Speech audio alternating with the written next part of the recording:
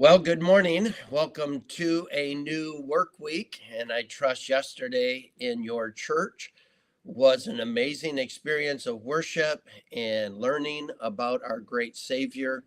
I hope that you were able to make some decisions, either to stop something or to start something or to continue in something, but that God communicated to you in a powerful way.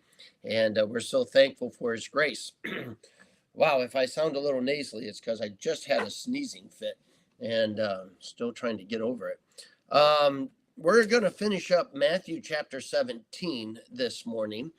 And this is a great story. And I've entitled this one, Learning to Defer.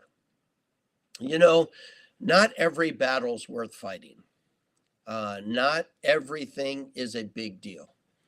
There are times when we can just defer. We don't have to make it more than it is. And sometimes it's a timing thing. Sometimes it's just not the right time to deal with something. And so Jesus teaches us that as he is working with Peter regarding the temple tax. This is a passage that is uniquely different from when Jesus is talking about paying to Caesar that which is Caesar's, paying to God that which is God's. That was talking about Rome. This is talking about the temple tax, and this was for every Jewish male over the age of 19. They would have to pay a temple tax, and they had to go to the temple, and so this was a requirement. And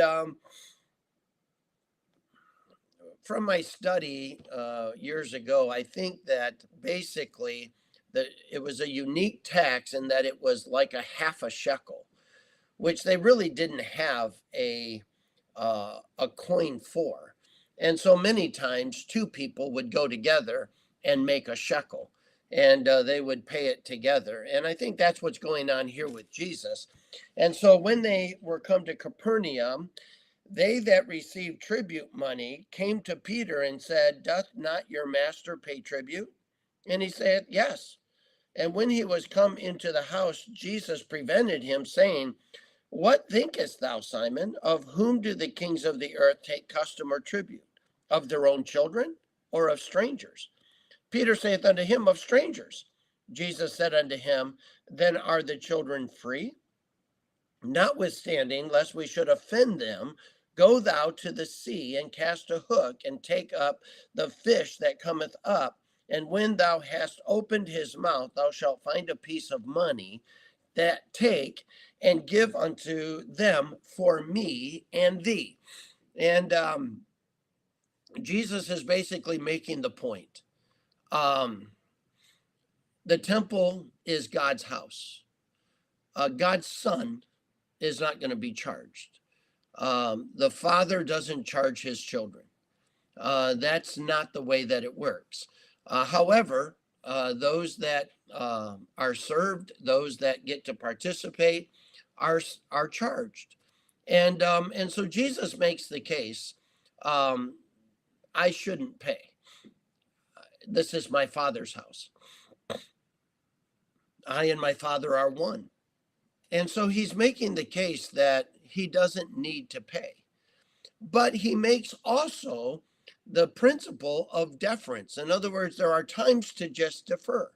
And so he says to Peter, you know what? So that we don't offend them, I want you to go to the sea. I want you to catch a fish, and in the fish is going to be enough to pay for me and you. And so take that coin and go ahead and pay the temple tax. Some people, I'm going to fight this out of principle. It's about principle. It's, I am not going to bend one iota. And there are times that we shouldn't bend. There are times that we should stand clearly. But Jesus also teaches us that there are times that it's not worth it. The right approach is to simply defer, simply to do it, and to not offend, not create a problem. Now, Jesus is going to make a big case when the money exchangers are in the temple making a profit on people by scamming them. He is going to cast them out. He's going to make a big deal. This is my Father's house. It is not going to be a den of thieves. And even though there was an element of abuse that took place with even the temple tax, people understood that the temple was a big place and it cost a lot of money to maintain. There was a lot of things that were going on, and if they were going to participate in worship, they had to own a part. There was no doubt that in any time you have money being exchanged, someone will figure out a way to take advantage of it. And there was probably no doubt that there was plenty of that going on. However, Jesus also makes the point that at this point, it wasn't worth addressing. And so he said to Peter, go catch a fish. Now, why did he not just give Peter a coin?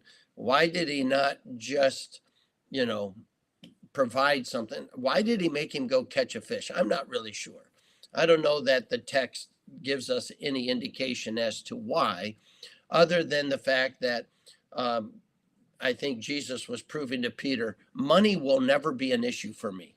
I am not bound by expense. I'm not bound by not having money. I can produce that anywhere, anytime, in any amount. And so I think Jesus is reminding us that he will supply our needs according to his riches in glory. He owns the cattle on 1,000 hills. We have to be patient to let God pay the bills in his time and in his way. We get into trouble when we want God to pay for things in our time, in our way. And so we have to discipline our want bug and our timetable to match God's, that's for sure. But here, I think he's just reminding us that there are some battles that are not worth fighting right now. There are some things that are just not worth addressing at that moment. And that the right approach, just to keep peace and to keep from offending, is to go ahead and defer. It doesn't mean you're always going to. It doesn't mean that you have to. It just simply means in wisdom, right now is the time to defer. So I would challenge you. Are you facing a situation right now that you're making it bigger than it needs to be?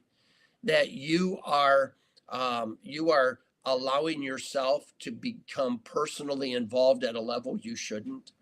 Are you taking offense to somebody else's decisions where God may be just telling you, you know what, as for right now, it's better to not offend. It's just better to defer. Sometimes we get so competitive that we think if we give an inch or we go along at all, that we're just compromising, that we're letting them win, and we're not going to let them win, and it becomes personal. And God reminds us here that, you know what, the cause of Christ and the name of Christ and our testimony sometimes requires that we just defer until the right moment to address a situation. And here, I think, is the perfect example where Jesus says, I shouldn't pay this. I don't have to pay this. But I'm going to tell you, just to keep from offending people, here you are, Peter. Go get the coin. Go pay for you and me. We'll defer at this moment. God may be asking me, he may be asking you in some area to simply defer for a time. We have to know the mind of God. I hope you have a great day. I look forward to a great week together. I'll look forward to seeing you tomorrow. God bless.